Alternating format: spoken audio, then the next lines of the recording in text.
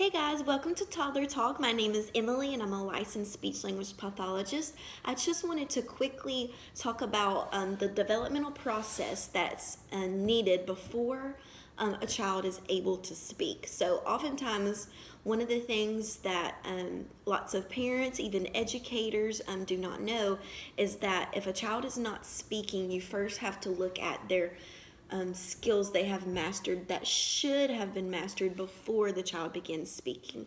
And what I mean by that is just basic pre-language skills.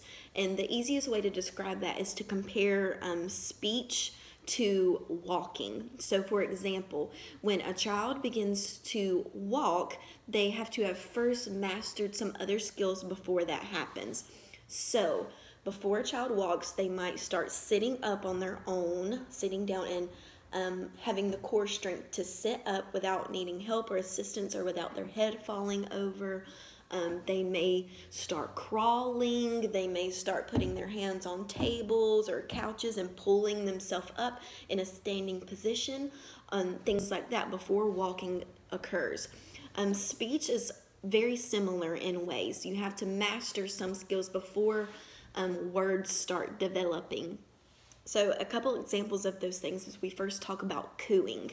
And cooing is something that little babies should be doing possibly around 6 months if they're on average developmental pace. And what cooing looks like is it's just use of basic vowel type sounds like ooh and e and ah, like basic, real easy vowels that they should be using on their own just while they're little bitty babies. And then beyond that, you might hear some babbling, which is where you're putting consonants and vowels together, like a B and an A, or a T and an E, or things like that. That might sound like body or mama or dabu. Things like that would be like explanations of babbling, and these can be very short, like 2 syllables, or they can be continuous, like 6-7 syllables at a time. It just depends on the child. And then beyond that would be imitation skills. So a lot of times you'll see parents or educators saying say and then giving them a word, having the child imitate what they're using. Just a quick tip is when you're trying to get a child to imitate, you don't want to say the word say or tell me. You just want to give them the word that you're targeting. So ball, ball, instead of saying say ball, because then they may say, or they may say ball. So it's just for an example on how to improve imitating skills, is to leave out those filler words that come before the target that you're trying to get them to say.